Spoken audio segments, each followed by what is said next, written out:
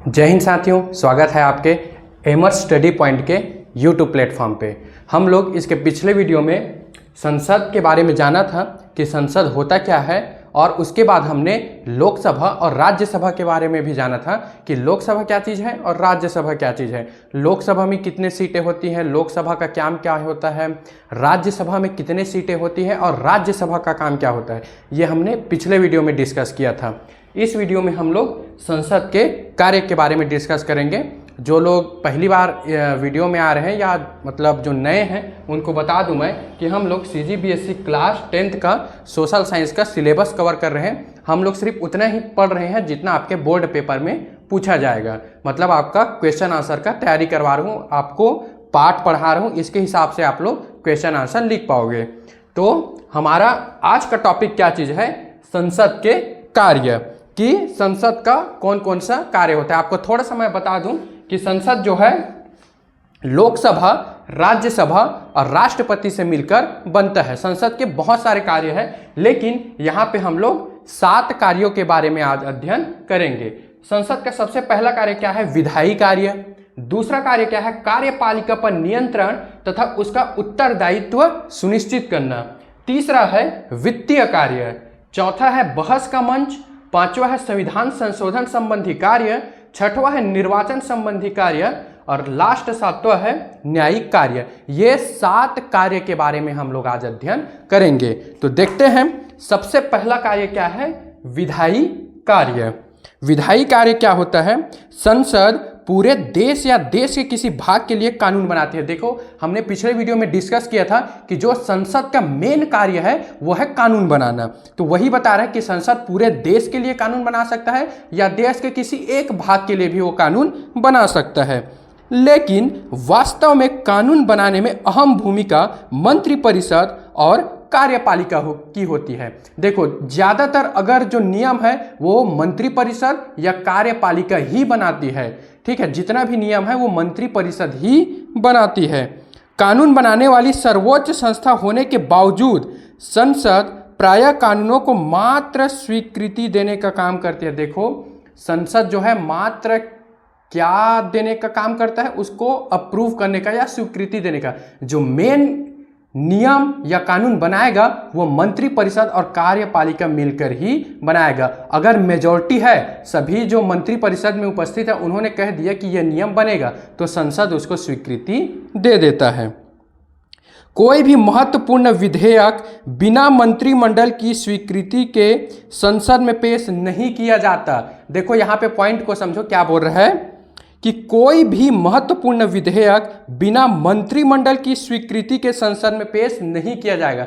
मान लो कोई नियम बनाना है और उनमें से आधे से अधिक मंत्रियों ने कह दिया कि यह नियम नहीं बनना चाहिए, तो उसको संसद में पेश नहीं किया जाएगा। और अगर संसद में पेश कर रहे हैं, इसका मतलब यह है कि सभी मंत्रियों ने मंजूरी दे दी है, तब संसद में पास होना ही होगा उसको। इसी कारण पहले ही लाइन में बोल दिया है कि संसद का कोई उतना भूमिका नहीं रह जाता है। अगर मंत्रियों ने हाँ कह दिया है तो वो पास होगा।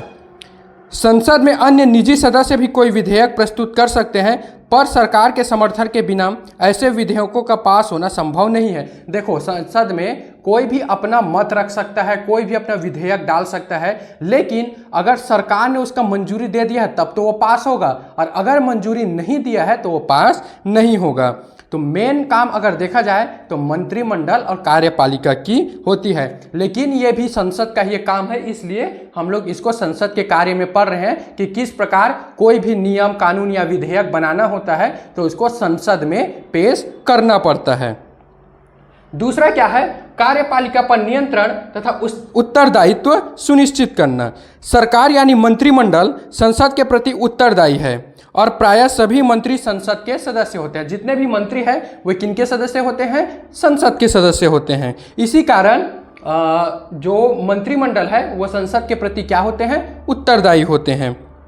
संसद सदस्य किसी भी मंत्री से उनके मंत्रालय से संबंधित सवाल कर सकते हैं और मंत्रियों का दायित्व है कि वे उसका उचित उत्तर दें। देखो, सवाल अगर करते हैं तो उसका रीजनेबल उत्तर भी उनको देना पड़ेगा। गलत उत्तर देने पर मंत्री को अपने पद से हटाना भी पड़ सकता है। अगर आप संसद में कुछ सवाल पूछ रहे हैं मंत्रियों से, उसका उनको उचित उत्तर ही देना पड़ेगा। अगर पूछ कुछ दूसरा रहा है, आप बता कुछ दूसरा रहे हो, तो आपको मंत्री पद से भी हटाया जा सकता है। सांसदों और विधायकों को जनप्रतिनिधियों के रूप में प्रभावी और निर्भीक रूप से काम करने की शक्ति और स्वतंत्रता है। उदाहरण के लिए, सदन में कुछ भी कहने के बावजूद किसी सदस्य के विरुद्ध कोई कानूनी कार्यवाही नहीं की जा सकती। इसे संसदीय विशेषाधिकार कहते हैं। मान लो आपने कुछ टिप्पणी की, किसी को बुरा भी लग गया, तो भी आप पे कोई भी कानूनी कार्यवाही नहीं होगा। इसे ही संसदीय विशेषाधिकार कहा जाता है। संसद में प्रश्न और टिप्पणी नीति निर्माण, कानून या नीति को लागू करते समय तथा लागू होने के बाद वाली अवस्था यानी किसी भी स्तर पर कार्य किया जा सकता है। तो ये क्या है, ये बताया जा रहा है कि किस प्रकार कार्यपालिका और मंत्रिपरिषद जो है संसद के प्रति क्या है, उत्तरदायित्व है। तीसरा है वित्तीय कार्य।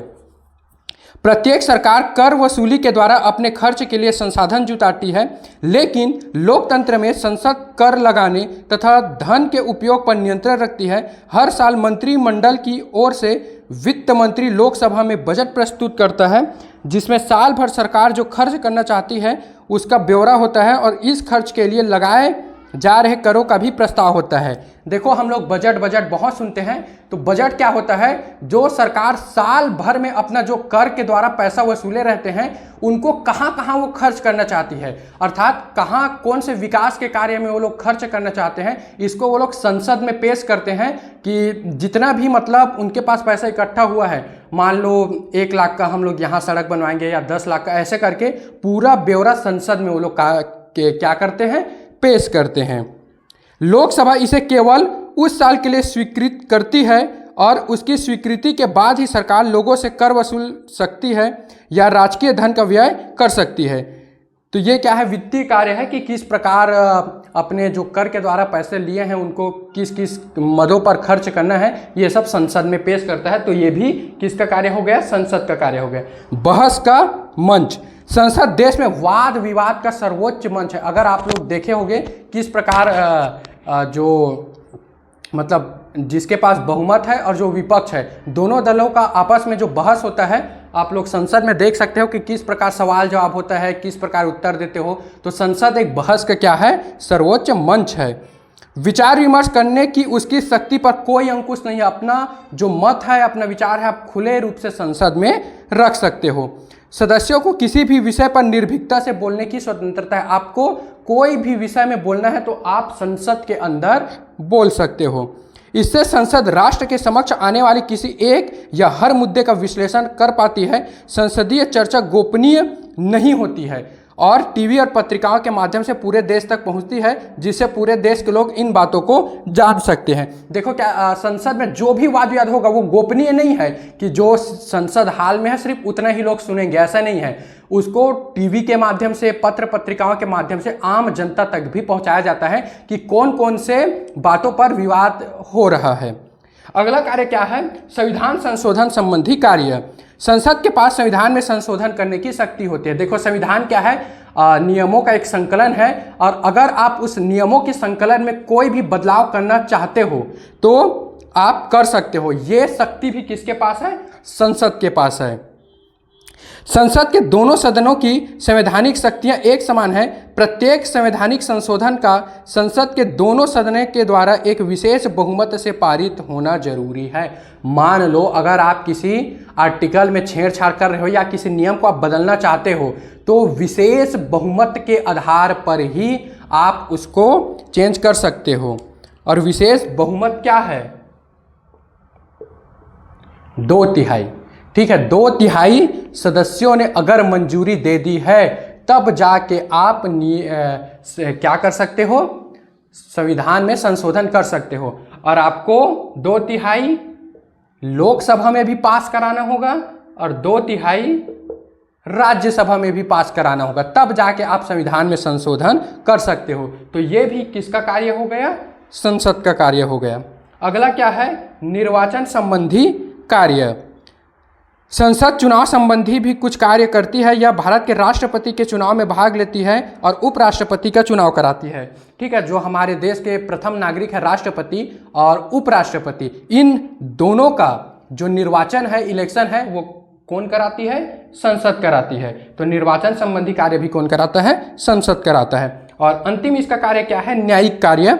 राष्ट्रपति, उपराष्ट्रपति तथा उच्च न्यायालयों और सर्वोच्च न्यायालयों के न्यायाधीशों को पद से हटाने के प्रस्ताव पर विचार करने का कार्य संसद के न्यायिक कार्य के अंतर्गत आता है। मान लो राष्ट्रपति के ऊपर महाभियोग लग रहा है, राष्ट्रपति को हटाया जा रहा है, या उपराष्ट्रपति या जो हाई कोर्ट के न्यायाधीश है उनको अगर हटाने की बात हो रही है, तो ये भी कार्य किसके अंदर किया जाता है? संसद के अंदर किया जाता है। तो ये संसद के कार्य है, 7 प्रकार के वो कार्य करते हैं। विधायी कार्य, कार्यपालिका वाला कार्य, वित्तीय कार्य, बहस का कार्य, संविधान के संशोधन संबंधी कार्य, निर्वाचन संबंधी कार्य और न्यायिक कार्य। यह संसद के 7 क्या है? कार्य है। नेक्स्ट वीडियो में हम लोग संसद की शक्तियां के बारे में जानेंगे कि संसद के पास क्या क्या शक्तियां हैं।